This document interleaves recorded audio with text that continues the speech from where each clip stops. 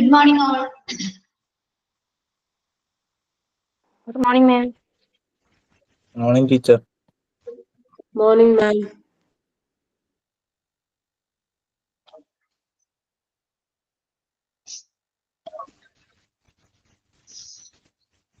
കഴിഞ്ഞ ദിവസം എടുക്കാൻ നോക്കിയോ? Good morning, teacher.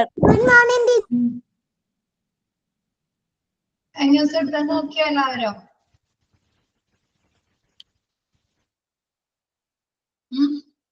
ടോം, കഴിഞ്ഞ ദിവസം എടുക്കാൻ നോക്കിയോ?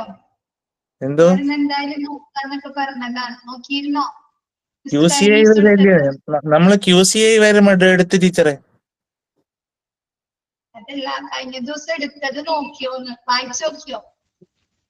വായിച്ചു നോക്കാൻ സമയം കിട്ടില്ല. ഇന്നലെ ഒരു കല്യാണം ഉറപ്പിയിട്ടുണ്ടായിരുന്നു, അതുകൊണ്ട് അതിന് പോയി. ഓക്കെ, മിസ് പറഞ്ഞില്ലേ നിങ്ങൾ പരമാവധി ഒരു 5 മിനിറ്റ് സമയം സ്പെൻഡ് ചെയ്യാം. മിസ് എല്ലാ മിസ്സുമാരും നിങ്ങൾക്ക് കറക്റ്റ് ആയിട്ട് ക്ലാസ്സിൽ ഇരുന്ന് പറഞ്ഞു തരുന്നില്ലേ? ഇത്രയും ലെങ്തി ചാപ്റ്റേഴ്സ് ആണ് അല്ലേ? ക്ലിയർ ആയിട്ട് പറഞ്ഞു തരുന്നില്ലേ എല്ലാവരും? നിങ്ങൾ അതിനു വേണ്ടി ഒരുപാട് ടൈം സ്പെൻഡ് ചെയ്യേണ്ടി വരുന്നില്ല. നിങ്ങൾക്ക് ഒന്ന് വായിച്ചു നോക്കാട്ടോ, അല്ലെങ്കിൽ നിങ്ങൾ ഇത് പെൻഡിങ്ങിൽ ഇട്ട് കഴിഞ്ഞാൽ എക്സാം ആവുമ്പോഴേക്കും നിങ്ങൾക്ക് തന്നെയാണ് ലോഡ് കൂടുക കേട്ടോ. പരമാവധി നോക്കുക എല്ലാവരും. ഒരു ടീച്ചർ ഒഴിച്ച് ബാക്കി എല്ലാ ടീച്ചറും നല്ലതുപോലെ എടുക്കുന്നുണ്ട് ടീച്ചർ. ആ ടീച്ചറിന്റെ പേര് എനിക്ക് അറിഞ്ഞൂടാ, ഭയങ്കര ഫാസ്റ്റിൽ പോവുക.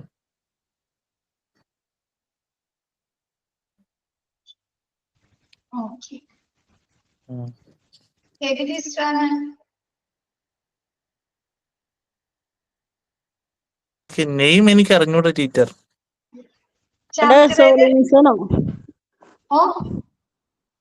അതെനിക്ക് അറിഞ്ഞൂടാ.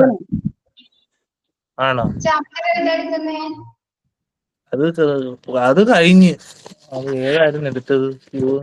ഹ്യൂമൻ റിസോഴ്സ് മാനേജ്മെന്റ് ആയിരുന്നു. ഭയങ്കര ഫാസ്റ്റ് എടുത്തു പോയി, അതുകൊണ്ട് ഒന്നും പിടികിട്ടിയില്ല. മിസ്സിനോട് ഞങ്ങൾ അറിയാം കേട്ടോ. മിസ്സിനോടൊപ്പം നിങ്ങൾ ക്ലാസ്സിൽ കയറുമ്പോ പറഞ്ഞാൽ മതി കുറച്ചൊന്ന് സ്ലോ ആക്കാനായിട്ട് കേട്ടോ. ഓക്കെ, നമുക്ക് ഇനി നെക്സ്റ്റ് എടുക്കാം കേട്ടോ.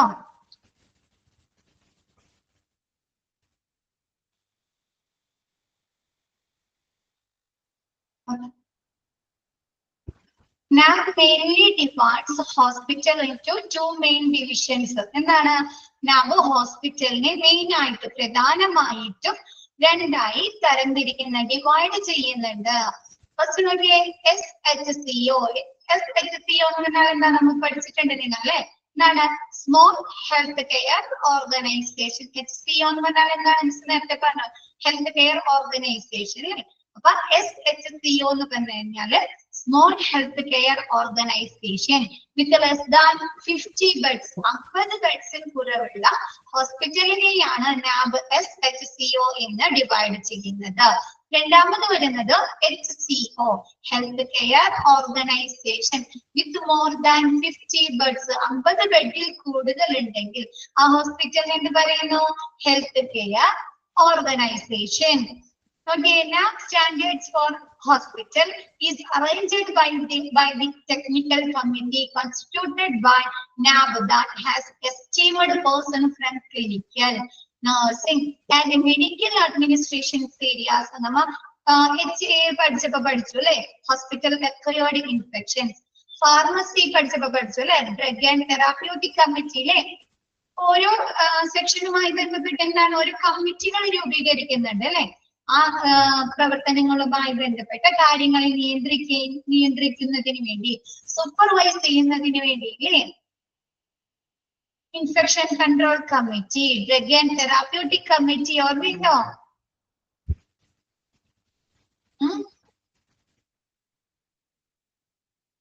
ഉണ്ട് അല്ലെ? അപ്പൊ എന്താണ്? അതേപോലെ എന്താണ്? നാബിന്റെ ക്വാളിറ്റിയുമായി ബന്ധപ്പെട്ട് അല്ലെ, അവിടുത്തെ ആ ഹോസ്പിറ്റലിലെ ക്വാളിറ്റിയെ കുറിച്ച് മാനേജ് ചെയ്യാനും കൺട്രോൾ ചെയ്യാനും അതിനെക്കുറിച്ച് നിലവാരത്തെ കുറിച്ച് വിലയിരുത്താനൊക്കെ വേണ്ടിയിട്ട് നാബ് ഹോസ്പിറ്റലിൽ ഒരു ടെക്നിക്കൽ കമ്മിറ്റി രൂപീകരിക്കുന്നുണ്ട്. അതിൽ ആരൊക്കെയാണ് വരുന്നത്? എസ്റ്റീംഡ് പേഴ്സൺസ്, അതായത് ബഹുമാനിക്കപ്പെടുന്ന, ഹോസ്പിറ്റലിൽ ബഹുമാനിക്കപ്പെടുന്ന വ്യക്തികളെയാണ്, പേഴ്സൺസിനെയാണ് ഈ കമ്മിറ്റിയിൽ ഉൾപ്പെടുന്നത്. ക്ലിനിക്കൽ ഏരിയാസിൽ നിന്നുള്ളത്, നെക്സ്റ്റ് നഴ്സിംഗ് ഏരിയാസിൽ നിന്ന്, മെഡിക്കൽ അഡ്മിനിസ്ട്രേഷൻ ഏരിയാസിൽ നിന്നുള്ള ആളുകളെ ഉൾപ്പെടുത്തിയിട്ടാണ് നാബ് ഹോസ്പിറ്റലിൽ കമ്മിറ്റി രൂപീകരിക്കുന്നത്. ക്ലിയർ ആയോ അത്? Okay. Next, the accreditation standards consider the needs of various laws and regulations and guidelines laid down by the government from time to time. ഈ നാബ് അതിന്റെ standard അക്രഡിറ്റേഷൻസ് ഓരോ ഹോസ്പിറ്റലിന്റെയും അക്രഡിറ്റേഷൻ സ്റ്റാൻഡേർഡ് അംഗീകാരത്തിനുള്ള നിലവാരം നിശ്ചയിക്കുന്നത് എന്തിന്റെ അടിസ്ഥാനത്തിലാണ്? നമുക്കറിയാം നമ്മുടെ ഗവൺമെന്റ് എന്താണ് കാലാകാലങ്ങളിലായിട്ട് കുറച്ച് ലോസ് ആൻഡ് റെഗുലേഷൻസ് കൊണ്ടുവരുന്നുണ്ട് അല്ലെ? മാറ്റം വരുന്നുണ്ടോ നിയമങ്ങൾക്കും റെഗുലേഷൻസിനും ഒക്കെ അല്ലേ? മാറ്റങ്ങൾ വരുത്തുന്നുണ്ടോ അവര്? ഉണ്ട്. അപ്പൊ അങ്ങനെയുള്ള എന്താണ് ഗവൺമെന്റ് കാലാകാലങ്ങളായി മാറ്റം വരുത്തുന്ന ഓരോ കാലഘട്ടത്തും വരുന്ന നിയമങ്ങളുടെയും റെഗുലേഷൻസിന്റെയും നിയന്ത്രണങ്ങളുടെയും അടിസ്ഥാനത്തിലാണ് ഹോസ്പിറ്റലിന്റെ അക്രഡിറ്റേഷൻ സ്റ്റാൻഡേർഡ് അംഗീകാരത്തിനുള്ള നിലവാരം നിശ്ചയിക്കുന്നത്. ക്ലിയർ ആയത്? ഇപ്പൊ നമുക്കറിയാം നമ്മുടെ മന്ത്രി ഗണേഷ് വന്നപ്പോ നമ്മുടെ ലൈസൻസിന്റെ ഒരുപാട് മാറ്റങ്ങൾ കൊണ്ടുവന്നു അല്ലെ? ഡ്രൈവിംഗ് ടെസ്റ്റിന് ഇല്ലേ? അപ്പൊ അതേപോലെ എന്താണ് ഓരോ ഗവൺമെന്റ് മാറുന്നതിനനുസരിച്ച് എന്ത് വരുന്ന നിയമങ്ങളിലും റെഗുലേഷൻസിനൊക്കെ വ്യത്യാസങ്ങൾ വരുന്നു അല്ലെ? വരുന്നുണ്ടോ? ചേഞ്ചസ് വരുന്നുണ്ട്. അപ്പൊ അതിന്റെ അടിസ്ഥാനത്തിലാണ് നാബ് അതിന്റെ അംഗീകാരത്തിനുള്ള സ്റ്റാൻഡേർഡ് നിശ്ചയിക്കുന്നത്. ക്ലിയർ ആയത്?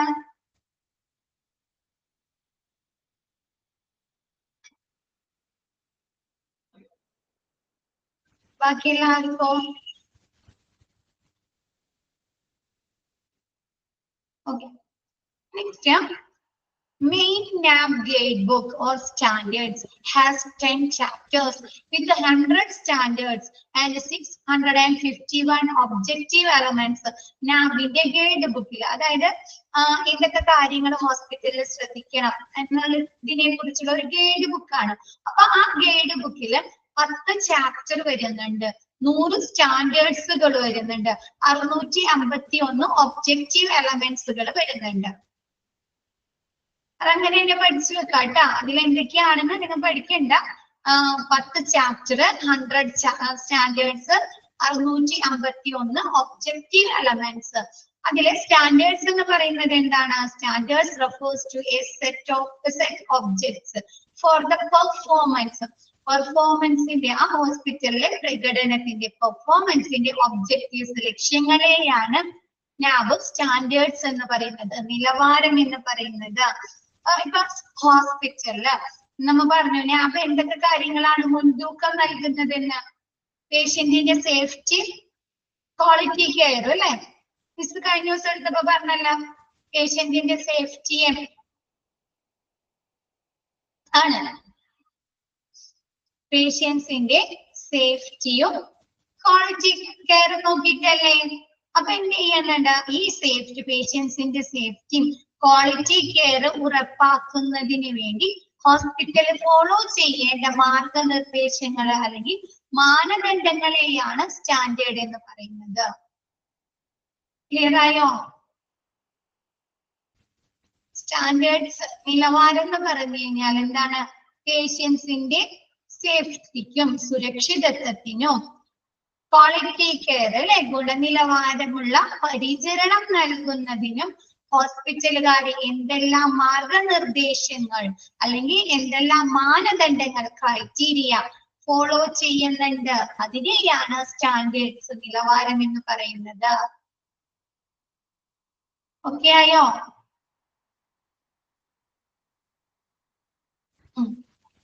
ഒന്നുകൂടെ പറയണം. സ്റ്റാൻഡേർഡ്സ് എന്ന് പറഞ്ഞാൽ എന്താണ്? ഹോസ്പിറ്റലിലെ പെർഫോമൻസിന്റെ ലക്ഷ്യങ്ങൾ എന്ന് വെച്ചാല് ഒരു ഹോസ്പിറ്റലിൽ മിസ് പറഞ്ഞ നാബ് എന്താണ് കൂടുതലായിട്ട് ഫോക്കസ് ചെയ്യുന്നത് പറഞ്ഞ പേഷ്യൻസിന്റെ സുരക്ഷിതത്വവും ഗുണനിലവാരമുള്ള പരിചരണവും അല്ലേ? ആണോ? ഗുണനിലവാരമുള്ള പരിചരണം. ഇത് ഹോസ്പിറ്റലിൽ കൊടുക്കുന്നതിന് വേണ്ടി പേഷ്യൻസിന്റെ സേഫ്റ്റിയും ഗുണനിലവാരമുള്ള പരിചരണം കൊടുക്കുന്നതിന് വേണ്ടി ഹോസ്പിറ്റലുകാർ എന്തൊക്കെ മാർഗനിർദ്ദേശങ്ങള് അല്ലെങ്കിൽ എന്തെല്ലാം ക്രൈറ്റീരിയ മാനദണ്ഡങ്ങള് ഫോളോ ചെയ്യുന്നുണ്ട്, അതിനെയാണ് സ്റ്റാൻഡേർഡ് എന്ന് പറയുന്നത്. ചിലപ്പോ എന്താണ് എക്സ്പീരിയൻസ്ഡ് ഡോക്ടേഴ്സിനെ നിയമിക്കാം അല്ലെ, അല്ലെങ്കിൽ സ്റ്റാൻഡേർഡ് ആയിട്ടുള്ള എക്യുപ്മെന്റ്സുകളുടെ സേവനങ്ങൾ ലഭ്യമാക്കാം അല്ലെ. ഒരുപാട് കാര്യങ്ങൾ അവർക്ക് ചെയ്യാമല്ലോ. പേഷ്യന്റിന്റെ സേഫ്റ്റി, ഗുഡ് ക്വാളിറ്റി കെയറിന് വേണ്ടിയിട്ട് ഹോസ്പിറ്റലുകാർക്ക് പറ്റുമോ? അപ്പൊ അങ്ങനെയുള്ള മാനദണ്ഡങ്ങൾ അല്ലെങ്കിൽ മാർഗനിർദ്ദേശങ്ങളെയാണ് സ്റ്റാൻഡേർഡ് എന്ന് പറയുന്നത്. ക്ലിയർ ആയോ?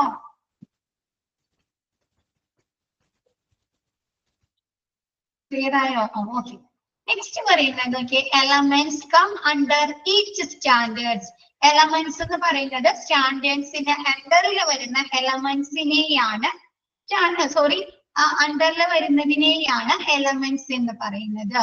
And are used to observe, അത് അളക്കാൻ, ഒബ്സർവ് ചെയ്യാൻ, നിരീക്ഷിക്കാനാണ് ഉപയോഗിക്കുന്നത്. എന്ന് വെച്ചാല് നമുക്ക് സ്റ്റാൻഡേർഡ് എത്രത്തോളം നല്ല രീതിയിൽ ആ സ്റ്റാൻഡേർഡ് നിലവാരം ഉണ്ടായിട്ടുണ്ട് എന്നതിന്റെ ഒരു അളവുകോലിനെ നമ്മൾ അത് മെഷർ ചെയ്യാൻ ഉപയോഗിക്കുന്ന അളവുകോലിനെയാണ് എലമെന്റ്സ് എന്ന് പറയുന്നത്. ഒരു ഹോസ്പിറ്റലുകളില് സ്റ്റാൻഡേർഡ് എത്രത്തോളം നല്ല രീതിയിൽ പ്രാവർത്തികമാക്കുന്നുണ്ട്, എത്രത്തോളം നടപ്പിലാക്കുന്നുണ്ട് എന്നതിനെ അളക്കുന്ന ഒരു അളവുകോലിനെയാണ് എലമെന്റ്സ് എന്ന് പറയുന്നത്. ക്ലിയർ ആയോ?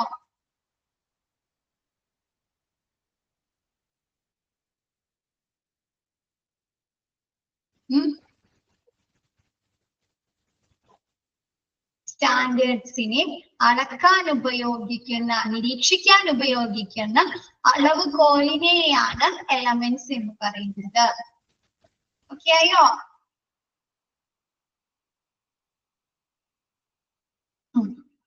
Next, out of 651 objective elements നമ്മൾ പറഞ്ഞു അല്ലെ. 10 ചാപ്റ്റർ ഉണ്ട്, 100 സ്റ്റാൻഡേർഡ് ഉണ്ട്, 651 ഒബ്ജക്റ്റീവ് എലമെന്റ്സ് ഉണ്ട്. അപ്പൊ നോക്കിയേ, അതില് out of 651 objective elements 102 are in core category. അതില് 102 എന്തിലാണ് പെടുന്നത്? 4 ടൈപ്പ് കാറ്റഗറി ആണ് ഉള്ളത്. നമുക്ക് ഒബ്ജക്റ്റീവ് എലമെന്റ്സില് 4 ടൈപ്പ് വരുന്നുണ്ട്. ഒന്ന് കോർ കാറ്റഗറി, രണ്ടാമത് കമ്മിറ്റ്മെന്റ് കാറ്റഗറി, മൂന്നാമത്തത് അച്ചീവ്മെന്റ് കാറ്റഗറി, നാലാമത്തത് excellence category. Core category, commitment category, achievement category, excellence category. അങ്ങനെ 4 കാറ്റഗറിയാണ് ഒബ്ജക്റ്റീവ് എലമെന്റ്സിൽ വരുന്നത്. മിസ് പറഞ്ഞുതരാം അത് എന്തൊക്കെയാണ്, എങ്ങനെയാണ് അത് വിലയിരുത്തുന്നത് എന്ന് മിസ് പറഞ്ഞുതരാം കേട്ടോ. 651 ഒബ്ജക്റ്റീവ് എലമെന്റ്സിൽ 102 കോർ കാറ്റഗറിയാണ്. Which are necessary judged during each assessment. ഓരോ മൂല്യനിർണ്ണയം നടത്തുന്ന സമയത്ത് നിർബന്ധമായും വിലയിരുത്തേണ്ട ഘടകങ്ങളെയാണ് കോർ കാറ്റഗറി എന്ന് പറയുന്നത്. മിസ് പറഞ്ഞ എന്താണ്? ക്വാളിറ്റി ഇംപ്രൂവ്മെന്റ് വരുത്തല്ലേ ഇല്ലേ? ഹോസ്പിറ്റലിൽ എന്താണ് ഫ്രീക്വന്റ്ലി മിസ് പറയാം, ഇതിൽ തന്നെ വരുന്നുണ്ട്. മിസ് ഒന്നുകൂടി പറഞ്ഞുതരാം കേട്ടാ. 102 4 ടൈപ്പ് ഉണ്ട്. ഫസ്റ്റ് കോർ കാറ്റഗറി, രണ്ടാമത്തത് കമ്മിറ്റ്മെന്റ് കാറ്റഗറി, മൂന്നാമത്തത് അച്ചീവ്മെന്റ് കാറ്റഗറി, നാലാമത്തത് excellence category. Core, commitment, achievement, excellence category. Core category എന്ന് പറഞ്ഞാൽ ഓരോ മൂല്യനിർണ്ണയ സമയത്തും നിർബന്ധമായും വിലയിരുത്തേണ്ട ഘടകങ്ങളെയാണ് കോർ കാറ്റഗറി എന്ന് പറയുന്നത്. നമ്മൾ ഫസ്റ്റ് പഠിച്ച ക്വാളിറ്റി ഇംപ്രൂവ്മെന്റ് പഠിച്ചോ? പറഞ്ഞില്ലേ ക്വാളിറ്റി ഇംപ്രൂവ്മെന്റ്? ക്വാളിറ്റി ഇംപ്രൂവ്മെന്റ് എന്ന് പറയുന്നത് എന്താണ്? കണ്ടിന്യൂസ് പ്രോസസ് ആണ് അല്ലെ, ഓൺഗോയിങ് പ്രോസസ് ആണ് അല്ലെ.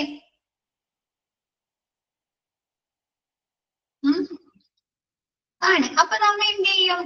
അപ്പൊ ഓൺഗോയിങ് ആയിട്ട് അത് നമ്മൾ വിലയിരുത്തുമല്ലോ, തുടർച്ചയായി വിലയിരുത്തും.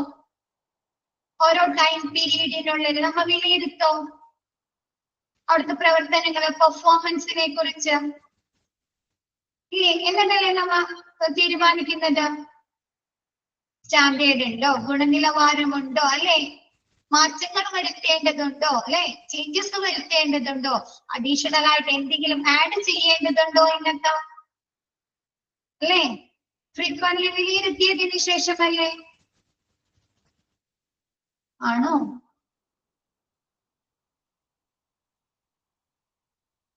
ആണ്. അപ്പൊ അങ്ങനെ എന്താണ് നമ്മളിങ്ങനെ തുടർച്ചയായി ഓരോ മൂല്യനിർണയ സമയത്തും നമ്മ വിലയിരുത്തേണ്ട, നിർബന്ധമായും വിലയിരുത്തേണ്ട ഘടകങ്ങളെയാണ് കോർ കാറ്റഗറി എന്ന് പറയുന്നത്. ക്ലിയറായോ?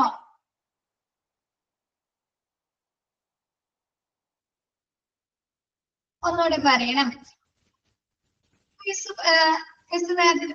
ആദ്യ ദിവസം ക്ലാസ് എടുത്തപ്പോ പറഞ്ഞോ ക്വാളിറ്റി ഇംപ്രൂവ്മെന്റ് എന്ന് പറഞ്ഞാൽ എന്താ?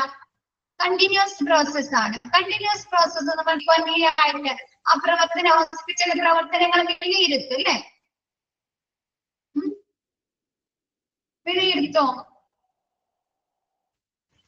അപ്പൊ അങ്ങനെ ഓരോ മൂല്യനിർണയ സമയത്ത് നമ്മൾ എപ്പോഴൊക്കെ മൂല്യനിർണയം നടത്തുന്നുവോ അപ്പോഴൊക്കെ മൂല്യനിർണയം നടത്തേണ്ട, നിർബന്ധമായും മൂല്യനിർണയം നടത്തേണ്ട ഘടകങ്ങളെയാണ് കോർ കാറ്റഗറി എന്ന് പറയുന്നത്.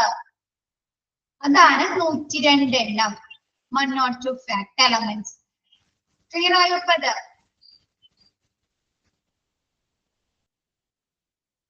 Okay. Day by day. Okay. Next വരുന്നത് 459 are commitment category which will be judged during final assessment. അന്തിമ മൂല്യനിർണയ സമയത്ത് വിലയിരുത്തേണ്ട ഘടകങ്ങളെയാണ് എന്താ കമ്മിറ്റ്മെന്റ് കാറ്റഗറി എന്ന് പറഞ്ഞത്. അതിൽ 459 എണ്ണമാണ് വരുന്നത്, ഫാക്ടേഴ്സ് ആണ് വരുന്നത്. 459 കമ്മിറ്റ്മെന്റ് കാറ്റഗറി ആണ് വരുന്നത്. അതെന്താണ്? അന്തിമ മൂല്യനിർണയ സമയത്ത് വിലയിരുത്തേണ്ട ഘടകങ്ങളെയാണ് കമ്മിറ്റ്മെന്റ് കാറ്റഗറി എന്ന് പറയുന്നത്. ഇപ്പൊ നിങ്ങൾക്ക് മോക്ക് ടെസ്റ്റുകൾ നടത്തുന്നുണ്ടോ?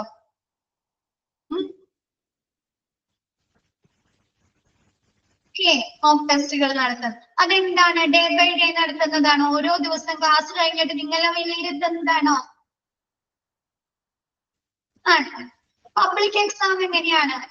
അന്തിമ അല്ലെ, ലാസ്റ്റ് ഈ കോഴ്സ് കഴിഞ്ഞ് ഫൈനൽ ആയിട്ട് നടക്കുന്ന ഒരു മൂല്യനിർണ്ണയം അല്ലേ, വാലുവേഷൻ അല്ലേ?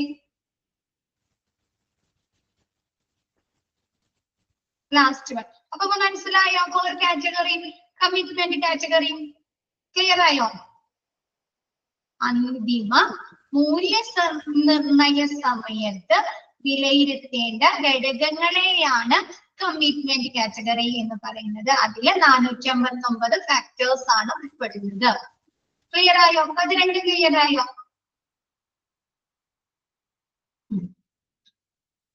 Next 60 are in achievement category which will be estimated during surveillance assessment. 60 എണ്ണം അച്ചീവ്മെന്റ് കാറ്റഗറിയിലാണ് ഉൾപ്പെടുന്നത്. എന്താണ്?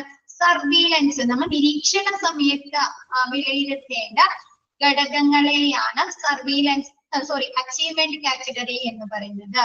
നിരീക്ഷണ സമയത്ത് ഇപ്പൊ നിങ്ങൾക്ക് ഇന്റേണൽ മാർക്ക് ഒക്കെ തരുന്നുണ്ടോ? ഒബ്സർവ് ചെയ്ത് അല്ലെ, നിങ്ങളുടെ പ്രവർത്തനങ്ങളെ കുറിച്ച് ഒബ്സർവ് ചെയ്തിട്ടല്ലേ മാർക്ക് അല്ലെ, മോഡൽ എക്സാമിന്റെ മാർക്ക് അല്ലെ, അങ്ങനെയാണോ? അറ്റൻഡൻസ് അല്ലെ. അപ്പൊ അങ്ങനെയുള്ള കാറ്റഗറിയെയാണ് അച്ചീവ്മെന്റ് കാറ്റഗറി എന്ന് പറയുന്നത്. നിരീക്ഷണ സമയത്ത് നമ്മ വിലയിരുത്തേണ്ട ഘടകങ്ങൾ അപ്പൊ എന്തായിരിക്കും? ഇപ്പൊ നമ്മുടെ പബ്ലിക് എക്സാമിൽ നമ്മുടെ അറ്റൻഡൻസ്, നമ്മുടെ പെർഫോമൻസ്, അതൊക്കെ നമ്മൾ ഒബ്സർവ് ചെയ്യുന്നുണ്ടോ, നിരീക്ഷിക്കുന്നുണ്ടോ? നമ്മൾ എഴുതിയ മാർക്കിനുള്ള മാർക്ക്, എഴുതിയ ക്വസ്റ്റ്യനുള്ള മാർക്കാണ് അല്ലെ നമുക്ക് കിട്ടുന്നത് പബ്ലിക് എക്സാമിന്, അതിന് മോക്ക് ടെസ്റ്റിനും അല്ലേ? ആണോ? ആണ്. പക്ഷെ ഇതെന്താണ്?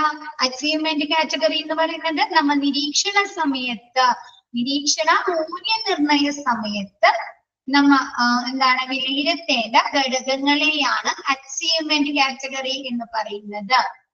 ക്ലിയർ ആയോ? അച്ചീവ്മെന്റ് കാറ്റഗറി ഇപ്പൊ ക്ലിയർ ആയോ? 3 കാറ്റഗറി ക്ലിയർ ആയോ?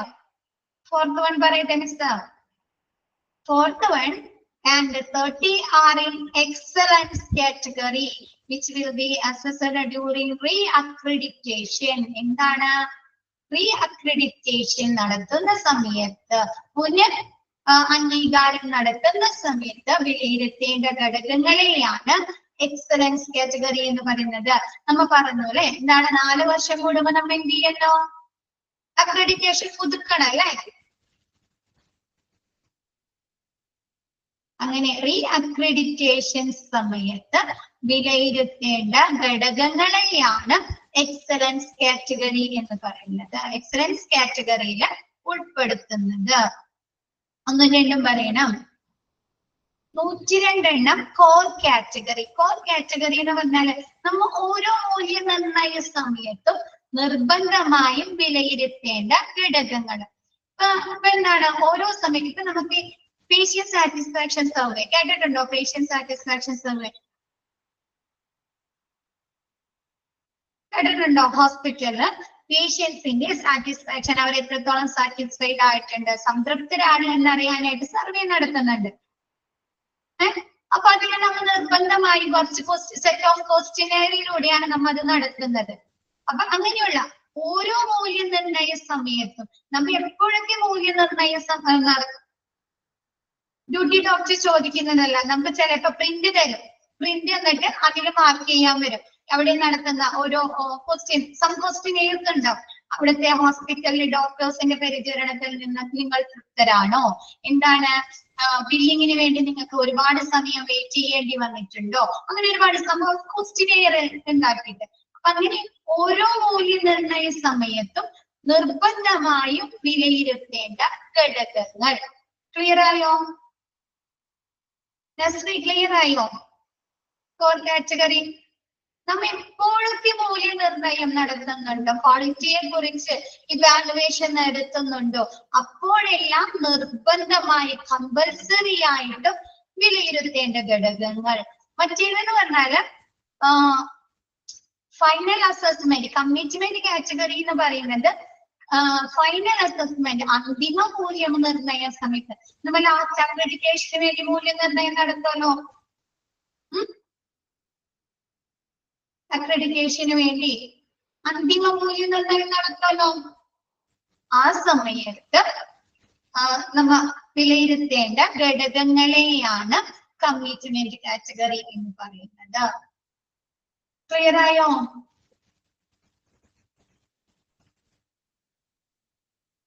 ഓക്കെ. Next നാബ് standards. നമ്മ പറഞ്ഞല്ലേ, നാബ് സ്റ്റാൻഡേർഡ്സ് എത്ര എണ്ണം ഉണ്ടെന്ന് പറഞ്ഞു? 100 എണ്ണം അല്ലേ? 100 standards, 10 chapter, 100 standards, 651 objective elements. അതില് ലാസ്റ്റ് വൺ പറയണം. ലാസ്റ്റ് വൺ എന്ന് പറഞ്ഞാല് 30 എണ്ണം എക്സലൻസ് കാറ്റഗറി എന്ന് വെച്ചാൽ റീ അക്രഡിറ്റേഷൻ എന്ന് പറഞ്ഞില്ലേ. നാബിന്റെ അക്രഡിറ്റേഷൻ നമുക്ക് എത്ര വർഷത്തേക്കാണ് ഹോസ്പിറ്റലിനുള്ളത്? 4 വർഷത്തേക്ക് അല്ലെ? 4 വർഷം കഴിയുമ്പോൾ അവർ പുതുക്കേണ്ടത്. അപ്പൊ ആ സമയത്ത് വിലയിരുത്തേണ്ട ഘടകങ്ങളെയാണ് എക്സലൻസ് കാറ്റഗറി എന്ന് പറയുന്നത്. ക്ലിയർ ആയോട്ടോ?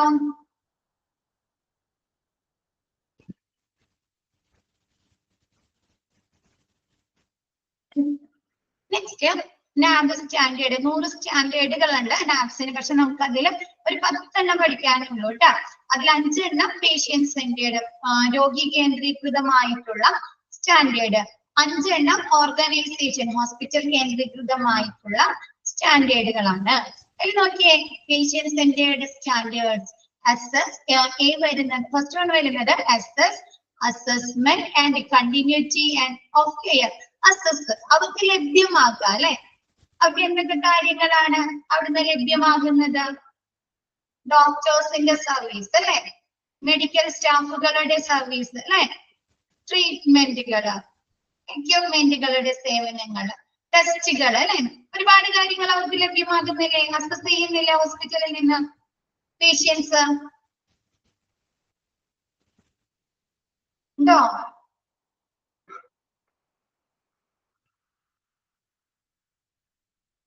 അപ്പൊ അസസ് അതെന്ത് ചെയ്യാ, അസസ്മെന്റ് എടുക്കുക അല്ലെ, വിലയിരുത്തോ, പേഷ്യൻസ് വിലയിരുത്തോ.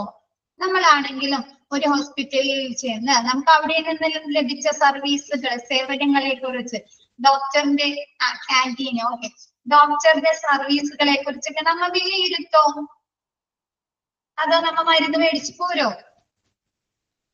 പിന്നെ അതിനെ കുറിച്ച് ചിന്തിക്കാറില്ല. അസസ്മെന്റ് എടുത്തോ, വിലയിരുത്തും. അപ്പൊ assess, assessment and continuity care, continuous ആയിട്ടുള്ള കെയർ, തുടർച്ചയായി ഒരു രോഗിയെ ഹോസ്പിറ്റലിൽ അഡ്മിറ്റ് ആക്കി അവരെ അവിടെ ഡിസ്ചാർജ് ചെയ്യുന്നത് വരെയുള്ള കണ്ടിന്യൂസ് ആയിട്ടുള്ള കെയർ ഉണ്ട് അല്ലെ. അതല്ലെങ്കിൽ ഒരു പേഷ്യന്റ് ഹോസ്പിറ്റലിൽ എൻട്രി ചെയ്ത് എക്സിറ്റ് ആവുന്നത് വരെ അവർക്ക് ലഭിക്കുന്ന പരിചരണങ്ങളില്ലേ, ഡോക്ടേഴ്സിന്റെ സേവനങ്ങൾ, മെഡിക്കൽ സ്റ്റാഫുകളുടെ സേവനങ്ങൾ അല്ലെ.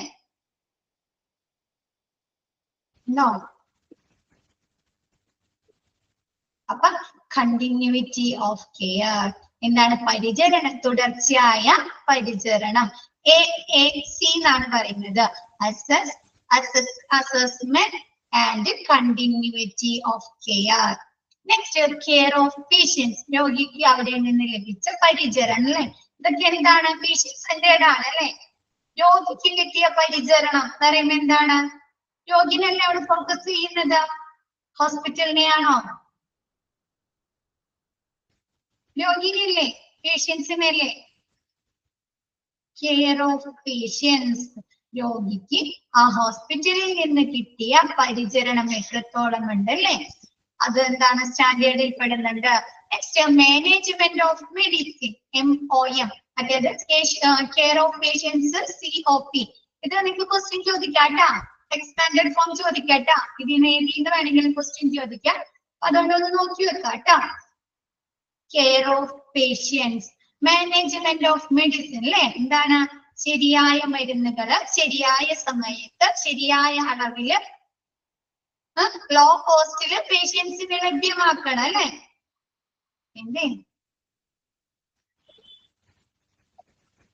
അതാണോ മാനേജ്മെന്റ് ഓഫ് മെഡിസിൻ? ആണോ? എന്തുപറ്റി? ക്ലിയർ ആയില്ല? ശരിയായ മെഡിസിന് ശരിയായ സമയത്ത് ശരിയായ ക്വാളിറ്റിയില് എന്താണ്? ലോ കോസ്റ്റില് പേഷ്യൻസിന് ലഭ്യമാക്കുക അല്ലെ. അങ്ങനെയുള്ള management of medication. Next patients right and education. പേഷ്യൻസിന് റൈറ്റ്സ് ഉണ്ടോ ഹോസ്പിറ്റലില്? അവകാശങ്ങളുണ്ടോ? നല്ല ട്രീറ്റ്മെന്റ് ലഭിക്കുക അല്ലെ, ബെറ്റർ സർവീസ് ലഭിക്കുക അല്ലെ, ക്ലീനർ ആയിട്ടുള്ള അറ്റ്മോസ്ഫിയർ ഉണ്ടാവുക അല്ലെ. അതൊക്കെ പേഷ്യൻസിന്റെ റൈറ്റ്സ് അല്ലേ, ഹോസ്പിറ്റലിലെ അവകാശങ്ങളല്ലേ. പേഷ്യൻസിനെ കേൾക്കാം, ഡോക്ടർ പേഷ്യൻസിനെ കേൾക്കാം അല്ലെ, അവർക്ക് പറയാനുള്ള കാര്യങ്ങൾ കേൾക്കാം, അതൊക്കെ അവരുടെ അവകാശമാണ് അല്ലെ, റൈറ്റ്സ് ആണോ? പിന്നെന്താണ്? ആൻഡ് എഡ്യൂക്കേഷൻസ്, അവർക്ക് വേണ്ട അറിവ് കൊടുക്കണം അല്ലെ, മരുന്നുകളുടെ ഉപയോഗത്തെ കുറിച്ച്, അവരുടെ അസുഖത്തെ കുറിച്ച് അല്ലെ, ഇൻഫെക്ഷനുമായി ബന്ധപ്പെട്ട് അല്ലെ, അങ്ങനെയുള്ള ഒരു education. Next hospital infection control അല്ലെ. എങ്ങനെയുള്ള ഒരു ഹോസ്പിറ്റൽ ആയിരിക്കണം? ഹോസ്പിറ്റൽ സേവനമായിരിക്കണം പേഷ്യൻസിന് കൊടുക്കേണ്ടത് ഇൻഫെക്ഷൻ കൺട്രോൾ ഉള്ള അല്ലെ, അണുബാധ നിയന്ത്രണമുള്ളതല്ലേ. പേഷ്യൻസിന് ഹോസ്പിറ്റലിൽ വന്നു കഴിഞ്ഞിട്ട് നോസോകോമിയൽ ഇൻഫെക്ഷൻ അതല്ലെങ്കിൽ HIV പോലുള്ള അസുഖങ്ങൾ വരാൻ പാടുണ്ടോ? ഗുഡ് എൻവയോൺമെന്റ്, നീറ്റ് ആയിട്ടുള്ള ക്ലീൻ ആയിട്ടുള്ള അല്ലെ. അപ്പൊ എന്താണ്? ഹോസ്പിറ്റൽ ഇൻഫെക്ഷൻ കൺട്രോൾ, അതൊക്കെ എന്താണ്? പേഷ്യന്റ് സെന്റേർഡ് സ്റ്റാൻഡേർഡുകളാണ്. ക്ലിയർ ആയത്? നെക്സ്റ്റ് ഓർഗനൈസേഷൻ സെന്റേർഡ് സ്റ്റാൻഡേർഡ്സുകൾ. ഓർഗനൈസേഷന് കേന്ദ്രീകൃതമായിട്ടുള്ള സ്റ്റാൻഡേർഡ്സുകൾ ഏതെല്ലാമാണ്? Patient safety and quality improvement അല്ലെ, പേഷ്യൻസിന്റെ സേഫ്റ്റി അതൊക്കെ ആരാണ് ഉറപ്പുവരുത്തേണ്ടത്? പേഷ്യൻസിന്റെ സുരക്ഷിതത്വവും ക്വാളിറ്റി ഇംപ്രൂവ്മെന്റും PSQ.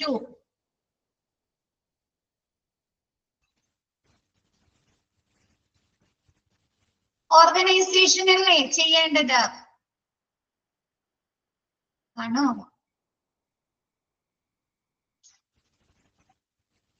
ഹോസ്പിറ്റൽ ഓർഗനൈസേഷൻ അല്ലെ? അപ്പൊ എന്താണ്? പേഷ്യന്റ് സേഫ്റ്റിയും ക്വാളിറ്റി ഇംപ്രൂവ്മെന്റും എന്താണ്? Organisation PSQ. Next responsibility of management അല്ലെ? ROM.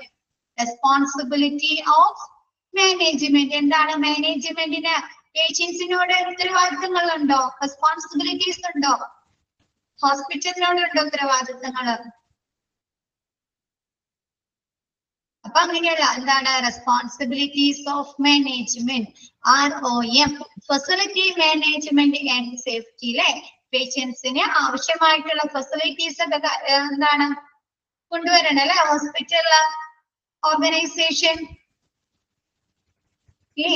സൗകര്യങ്ങള് പേഷ്യൻസിന് ആവശ്യമായ ട്രീറ്റ്മെന്റിന് ആവശ്യമായിട്ടുള്ള അവരുടെ കെയറിന് ആവശ്യമായിട്ടുള്ള സർവീസുകള്, ഫാർമസി, ഒരുപാട് എക്യുപ്മെന്റ്സുകള്, അപ്പാരറ്റസ് അല്ലെ? ഒരുപാട് facilities and safety. Next human resource management HRM. നിങ്ങൾ പഠിച്ചതാണ് അല്ലെ? ഒരു ചാപ്റ്റർ തന്നെയുണ്ട് HRM. Next information management system IMS. എന്താണ്? പേഷ്യൻസിന് ഇപ്പൊ ഹോസ്പിറ്റലുകളിൽ അറ്റൻഡ് ചെയ്യാം. പേഷ്യൻസിന് അവര് അപ്പോയിന്റ്മെന്റ്സ് അവർ തന്നെ ഷെഡ്യൂൾ ചെയ്യാം അല്ലെ? ഓൺലൈൻ വഴി ചെയ്യാൻ സാധിക്കോ? പിന്നെ എന്താണ്? HRM എന്ന് പറഞ്ഞാല് സോറി ഹോസ്പിറ്റൽ പേഷ്യൻസിന്റെ റെക്കോർഡുകൾ എങ്ങനെ ക്രിയേറ്റ് ചെയ്യാം? നമുക്ക് സിസ്റ്റത്തില് ക്രിയേറ്റ് ചെയ്തൂടെ? പേഷ്യൻസിനെ കുറിച്ചുള്ള എല്ലാ വിവരങ്ങളും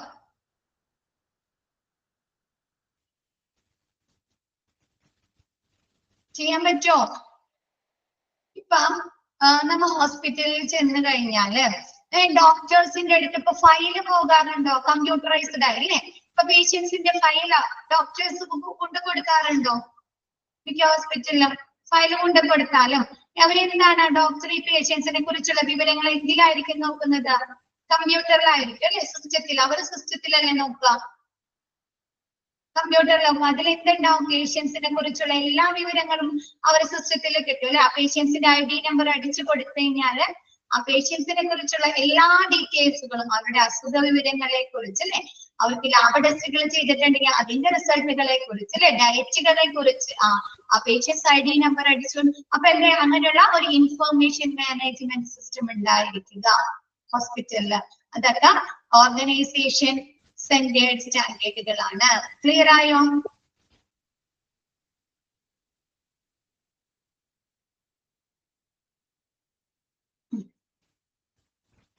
നെക്സ്റ്റ് എടുത്തോട്ടെ. Information management system IMS. ഇതിൽ നിങ്ങൾക്ക് കൂടുതലായിട്ടൊന്നും ചോദിക്കില്ല, ചിലപ്പോ ചോദിക്കാം it is not included in the patient centred standard അങ്ങനെയൊക്കെ ചോദിക്കുള്ളൂ കേട്ടോ. അതല്ലെങ്കിൽ എക്സ്പാൻഡഡ് ഫോം ഓഫ് MOM അല്ലേ? അങ്ങനെയൊക്കെ ക്വസ്റ്റ്യൻ വരുള്ളൂ. കൂടുതൽ ഡീറ്റെയിൽ ആയിട്ടൊന്നും ചോദിക്കില്ല കേട്ടോ. നിങ്ങൾക്ക് ക്ലിയർ ആവാൻ വേണ്ടിയിട്ട് ഒന്ന് പറഞ്ഞു തന്നെ. നെക്സ്റ്റ് എടുത്തോട്ടെ മിസ്.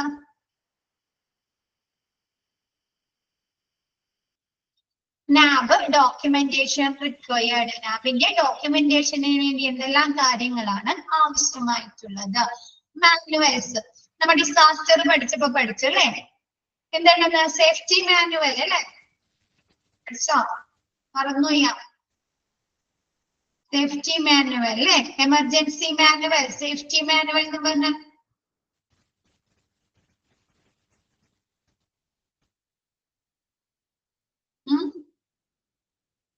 നോക്കിയേ.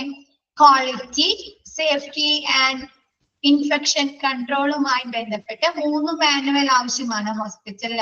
These 3 manual must be assessed and revised every year. ഓരോ വർഷം കൂടുമ്പോഴും ഈ 3 manual, quality manual, safety manual, infection control manual അവര്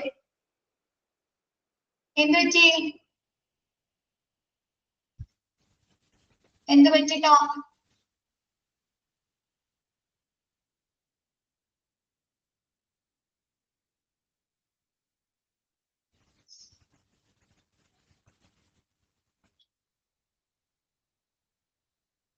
പോയിക്കോ, വെള്ളം കുടിച്ചിട്ട് വന്നോ.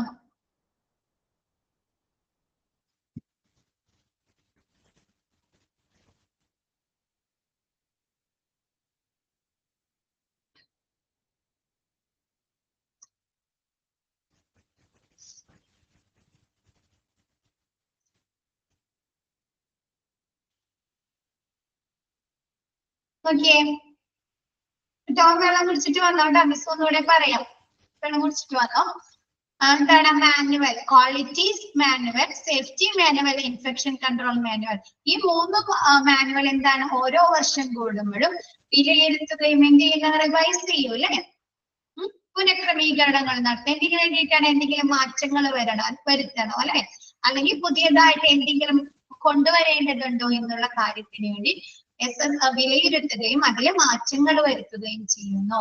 ക്ലിയർ ആയോ?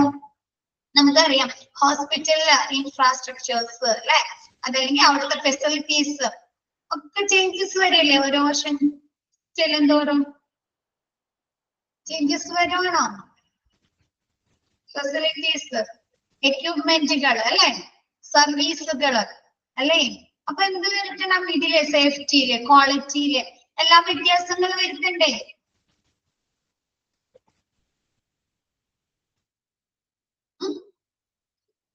ഓക്കെ, വ്യത്യാസങ്ങൾ വരുത്തണ്ടേ? അതിനുവേണ്ടി quality manual, safety manual, infection control manual എന്താണ് ഓരോ വർഷം കൂടുമ്പോഴും അസസ് ചെയ്യുകയും വിലയിരുത്തുകയും അതിലെന്താണ് മാറ്റങ്ങൾ കൊണ്ടുവരികയും ചെയ്യുന്നു. ക്ലിയർ ആയോ?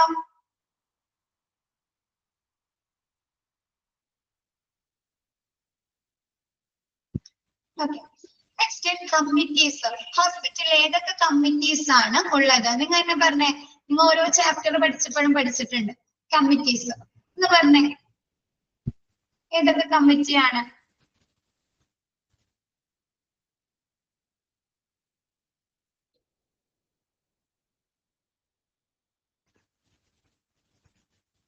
ഹോസ്പിറ്റൽ അഡ്മിനിസ്ട്രേഷൻ ഉണ്ടോ? ഹോസ്പിറ്റൽ അഡ്മിനിസ്ട്രേഷൻ കമ്മിറ്റി ഉണ്ടോ? മിസ് തന്നെ പഠിപ്പിച്ചിട്ടുണ്ടല്ലോ. 3 കമ്മിറ്റി.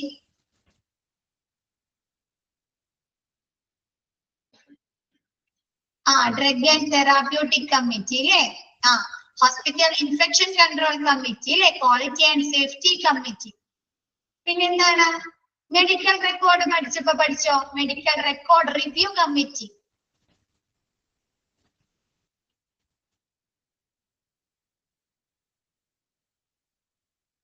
പഠിച്ചോ? മെഡിക്കൽ റെക്കോർഡില് ചാപ്റ്റർ കഴിഞ്ഞല്ലേ? മെഡിക്കൽ റെക്കോർഡ്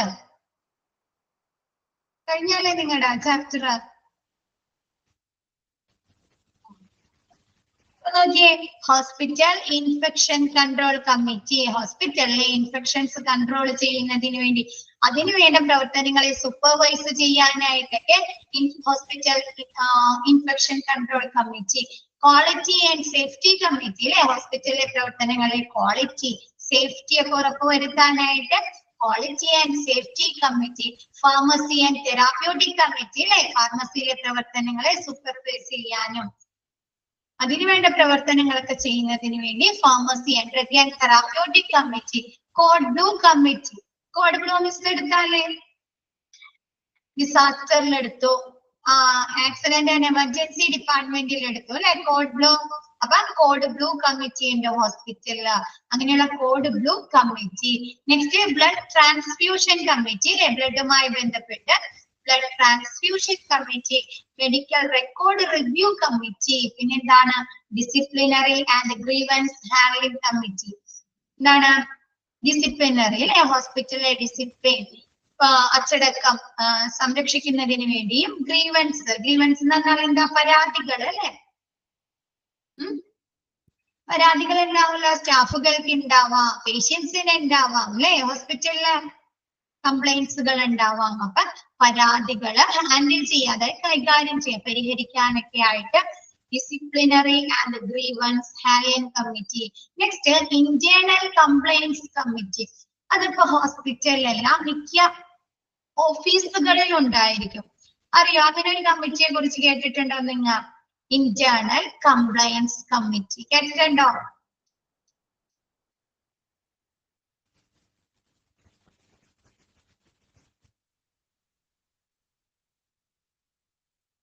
കേട്ടിട്ടില്ല?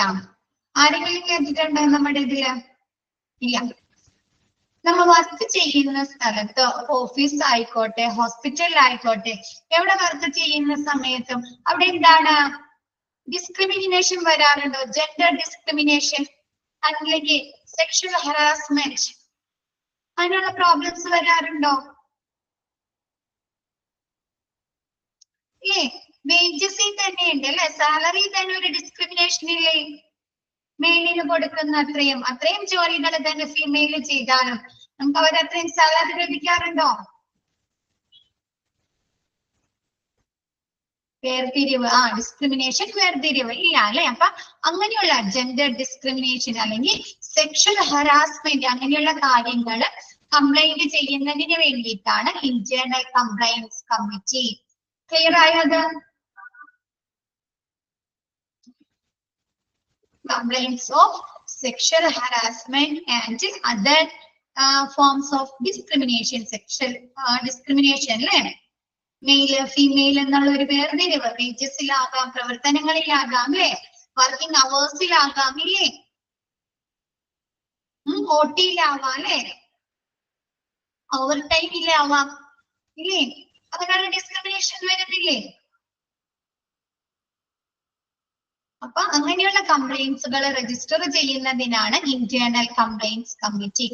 ക്ലിയർ ആയോ കമ്മിറ്റീസ്? നെക്സ്റ്റ് എടുത്തോട്ടെ mister. Next, key performance indicators 32 mandated by NAB. 32 നിർബന്ധമായിട്ടുള്ള കീ പെർഫോമൻസ് ഇൻഡിക്കേറ്റേഴ്സ് ആണ് നാബ് ഹോസ്പിറ്റലിൽ പറയുന്നത്. നോക്കിയേ, ഫസ്റ്റ് വൺ എന്ന് പറയുന്നത് time taken for initial assessment of indoor patients. എന്താണ്? ഇൻഡോർ പേഷ്യൻസിന്റെ ഇനീഷ്യൽ അസസ്മെന്റിന് വേണ്ടി എത്ര സമയം എടുത്തിട്ടുണ്ട്? ഇനീഷ്യൽ അസസ്മെന്റ് എന്ന് പറഞ്ഞാൽ എന്താ മിസ് എടുത്തിട്ടുണ്ട്? ഇനീഷ്യൽ അസസ്മെന്റ് പ്രാരംഭ വിലയിരുത്തല്. എന്താണ്? ഇപ്പൊ നമ്മൾ തുടക്കം. അപ്പൊ നമ്മൾ എന്താണ് ഹോസ്പിറ്റലിൽ ചെന്ന് കഴിയുമ്പോൾ നമ്മുടെ ഡോക്ടർ നമ്മുടെ അടുത്ത് ചോദിക്കില്ലേ, എന്താണ് അലർജി പ്രോബ്ലംസ് ഉണ്ടോ അല്ലെ? ഇതിനു മുമ്പ് ഇങ്ങനെയുള്ള അസുഖങ്ങൾ വന്നിട്ടുണ്ടോ അല്ലെ? ഒരുപാട് ക്വസ്റ്റ്യൻസ് ചോദിക്കാറുണ്ടോ? തുടർച്ചയായി എന്തെങ്കിലും മരുന്നുകൾ കഴിക്കുന്നതാണോ അല്ലെ?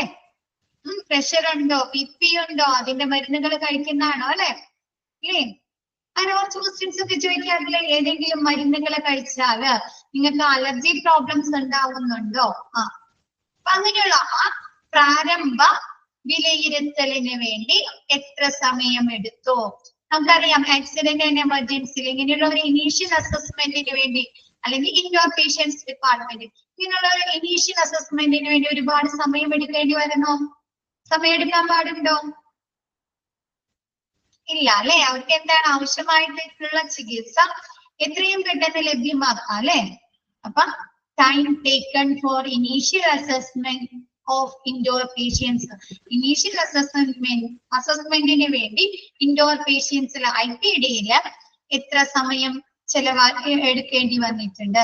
Next, time taken for discharge. ഡിസ്ചാർജിന് വേണ്ടി എത്ര സമയം എടുത്തു? നമുക്കറിയാം, ഇപ്പൊ ഒരു ഫിസിഷ്യൻ അല്ലെങ്കിൽ നമ്മളെ നോക്കുന്ന ഡോക്ടർ വന്ന് കൺസൾട്ടേഷൻ പറഞ്ഞ് നമ്മൾ ഡിസ്ചാർജ് ചെയ്തിട്ടുണ്ട് നമ്മൾ റിട്ടേൺ ആയിട്ട് എഴുതിയാലും രാവിലെ ഒരു 10 മണി 11 മണിക്ക് വന്ന് എഴുതിയാൽ നമ്മൾ എപ്പോഴായിരിക്കും ഹോസ്പിറ്റലിൽ നിന്ന് പോകുന്നത്? എല്ലാ പ്രൊസീജിയേഴ്സും കഴിഞ്ഞ് ഒരുപാട് വൈകും അല്ലെ? ഈവനിങ് ഒക്കെ ആവും. അങ്ങനെ ഒരുപാട് സമയം. അത് നമുക്ക് എന്താണ്, ആ പേഷ്യൻസിന് ഒരു ബുദ്ധിമുട്ടാണോ? ബുദ്ധിമുട്ടാണോ?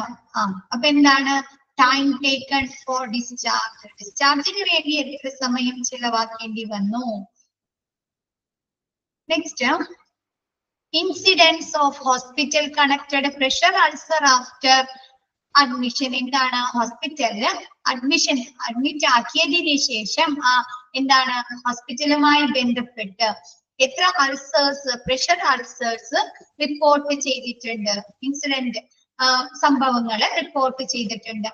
ഈ പ്രഷർ അൾസർ എന്ന് പറഞ്ഞു കഴിഞ്ഞാൽ ബെഡ് സോർ ഒക്കെ കേട്ടിട്ടുണ്ടോ? ബെഡ് സോർ.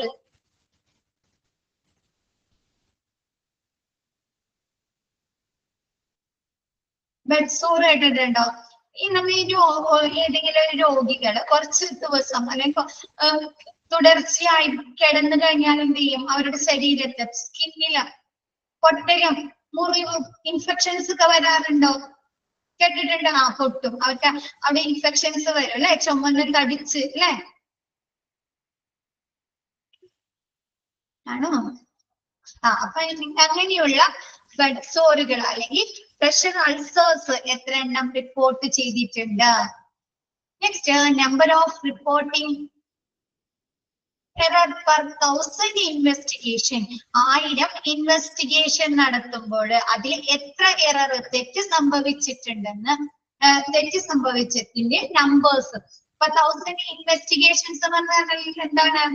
ലാബ് ടെസ്റ്റുകൾ അല്ലെ? ഇൻവെസ്റ്റിഗേഷൻ എന്ന് പറഞ്ഞാൽ ലാബ് ഒക്കെ അല്ലേ?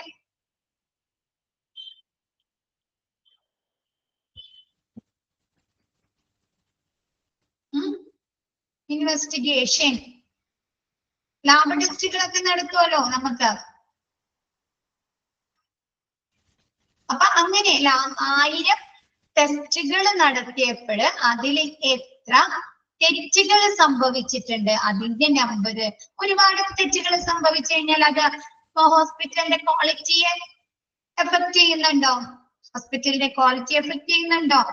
ഉണ്ടല്ലേ? അപ്പൊ എന്താണ്? ആ പ്രോബ്ലം ആണ്. അപ്പൊ അതുകൊണ്ട് 1000 ഇൻവെസ്റ്റിഗേഷൻ 1000 അന്വേഷണങ്ങൾ നടന്നപ്പോൾ അതിൽ എത്ര എറേഴ്സ് സംഭവിച്ചിട്ടുണ്ട്? Next, number of variations observed in mock drills. Mock ഡ്രിൽസുകൾ നടത്തുമ്പോൾ അതിൽ എത്ര വേരിയേഷൻ സംഭവിച്ചിട്ടുണ്ട്? ഇപ്പൊ നമ്മൾ പറഞ്ഞു ഡിസാസ്റ്ററുമായി ബന്ധപ്പെട്ട് അല്ലെങ്കിൽ എന്താണ് കോഡ് ബ്ലൂവുമായി ബന്ധപ്പെട്ട് അല്ലെങ്കിൽ സേഫ്റ്റി റൂൾസുകളുമായി ബന്ധപ്പെട്ട് എന്ത് നടത്താറുണ്ട്? നമുക്ക് മോക്ക് ഡ്രിൽസുകൾ നടത്താറുണ്ട് അല്ലേ?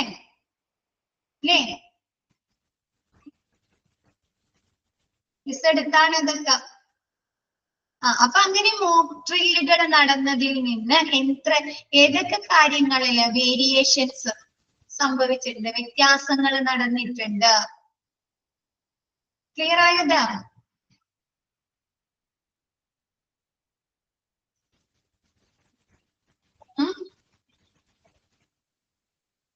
ക്ലിയർ ആയോ?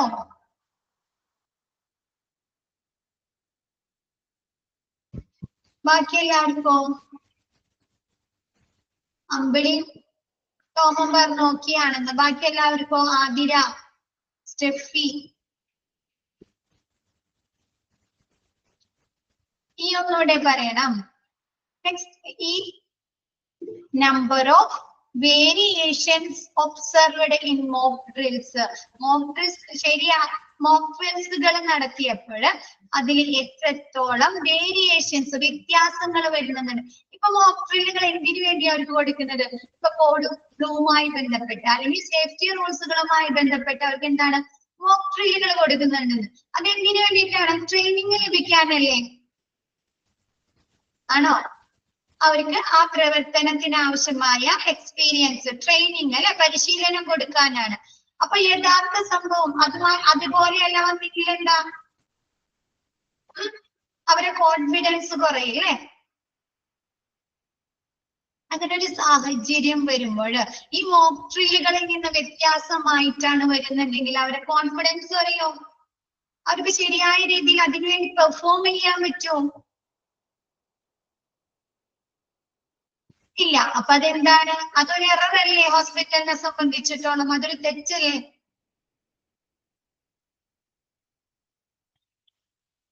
അപ്പൊ അങ്ങനെയുള്ള എത്ര കേസുകൾ, അങ്ങനെയുള്ള എത്ര നമ്പേഴ്സ് വന്നിട്ടുണ്ട്?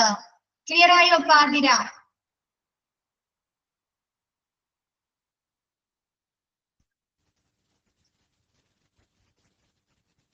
Next, percentage of adherence of to safety precaution by staff working in diagnostic. ഡയഗ്നോസ്റ്റിക്കുമായി ബന്ധപ്പെട്ട് രോഗനിർണയവുമായി ബന്ധപ്പെട്ട് അവിടെ വർക്ക് ചെയ്യുന്ന സ്റ്റാഫ് വർക്കിംഗ് ഇൻ ഡയഗ്നോസ്റ്റിക്കുമായി ബന്ധപ്പെട്ട് രോഗനിർണയവുമായി ബന്ധപ്പെട്ട് വർക്ക് ചെയ്യുന്ന ആളുകൾ ആരെല്ലാം സേഫ്റ്റി പ്രിക്കോഷൻസ് നടപ്പിലാക്കുന്നുണ്ട്. നമുക്കറിയാം എന്താണ് നമ്മ PPE കിറ്റുകൾ അല്ലെ, മാസ്കുകൾ അല്ലെ, അതൊക്കെ ധരിക്കണ്ടേ രോഗനിർണയവുമായി ബന്ധപ്പെട്ട് ഇൻഫെക്ഷൻ കൺട്രോൾ ചെയ്യുന്നതിന് വേണ്ടി അല്ലെ, ഗ്ലൗസുകൾ അല്ലെ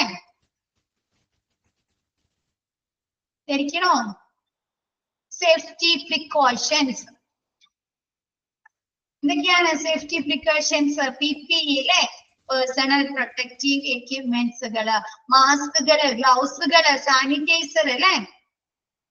അപ്പൊ അത് എത്ര പേര് നല്ല കറക്റ്റ് ആയ രീതിയിൽ ഉപയോഗിക്കുന്നുണ്ട്? ഗൗണുകള് ക്ലിയർ ആയത്? Next, percentage of medication charts with error prone abbreviation. നമുക്കറിയാം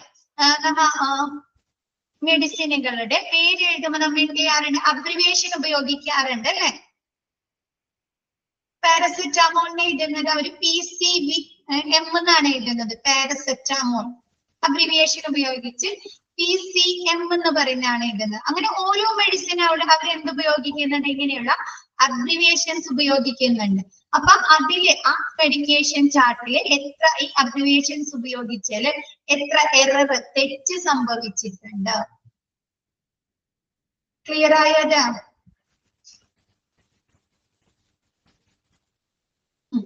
next, percentage of inpatients developing unfavorable drug reaction. എന്താണ് അവിടെ അഡ്മിറ്റ് ആക്കിയിരിക്കുന്ന ഇൻപേഷ്യൻസിലെ എത്ര പേർക്ക് അൺഫേവറബിൾ ആയിട്ടുള്ള ഡ്രഗ് റിയാക്ഷൻ, അഡ്വേഴ്സ് റിയാക്ഷൻ ഉണ്ടാക്കുമല്ലോ എന്തെങ്കിലും മരുന്നുകൾ കഴിക്കുമ്പോ? അലർജി, അല്ലെങ്കിൽ ശ്വാസം മുട്ടല് അല്ലെ, അല്ലെങ്കിൽ എന്താണ് ചൊറിഞ്ഞവരുമേക്ക് അല്ലെ, ഇങ്ങനെ തടിച്ചു പൊന്തൂല്ലേ റെഡ് കളറില്, അതല്ലെങ്കിൽ ഒമിറ്റിംഗ് ടെൻഡൻസി, അല്ലെങ്കിൽ എന്താണ് അബ്ഡോമിൻ പെയിൻ അല്ലെ, പല പ്രോബ്ലംസ് ഉണ്ടാക്കാലോ. അപ്പൊ ഇൻപേഷ്യന്റ് ഡിപ്പാർട്ട്മെന്റിൽ ഇങ്ങനെയുള്ള ഡ്രഗ് റിയാക്ഷൻ എത്ര പേർക്ക് സംഭവിച്ചിട്ടുണ്ട്? ക്ലിയർ ആയോ?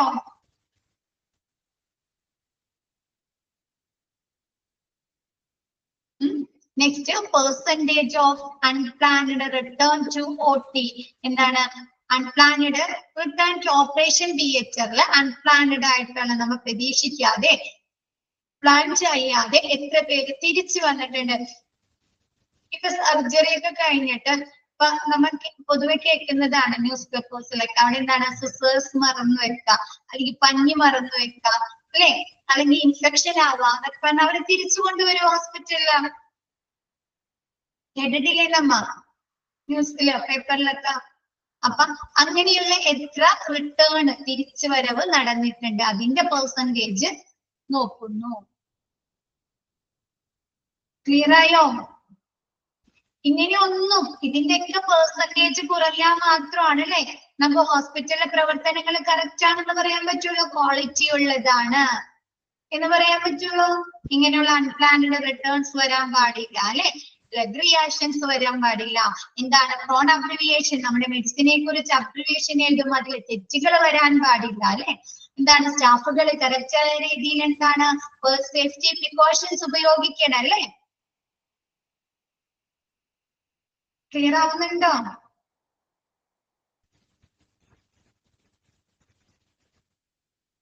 ഓക്കെ, ഇപ്പൊ മിസ് ഇന്നിപ്പോ ഇത്രേ എടുക്കുന്നുള്ളൂ, ബാക്കി മിസ് നെക്സ്റ്റ് ക്ലാസ്സിൽ എടുക്കാം കേട്ടോ. Okay, thank you all. ഇന്നത്തെ ക്ലാസ് മിസ് വൈൻഡ് അപ്പ് ചെയ്യാണ്, നെക്സ്റ്റ് ക്ലാസ്സിൽ ബാക്കി എടുക്കാം കേട്ടോ.